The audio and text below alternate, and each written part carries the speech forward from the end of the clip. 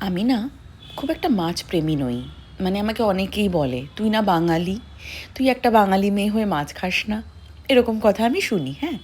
কিন্তু আমার না মাছের মধ্যে শুধু ভালো লাগে হচ্ছে রুই কাতলা, ইলিশ আর চিংড়ি। খুব রেয়ারলি আমি অন্য কোনো মাছ খাই। মানে এরকম নয় যে আমার কোনো অ্যালার্জি আছে বা কিছু, কিন্তু আমি ভালো খাই না। তো ভালো খাই না বলে আমি অ্যাভয়েডই করি। রুই কাতলা, ইলিশ, চিংড়ি ছাড়া আমি আর কোনো মাছ খাই না। ইলিশের এই যে প্রিপারেশনটা আছে, মানে আরও অনেক প্রিপারেশনের মধ্যে এই যে বেগুন দিয়ে কাঁচা লঙ্কা চিড়ে পাতলা কালো জিরে দিয়ে যে ঝাল মানে ঝোলটা হয় ইলিশের, এটার জন্য মনে হয় আমি প্রাণও দিয়ে দিতে পারি, মানে প্রাণও ত্যাগ করতে পারি।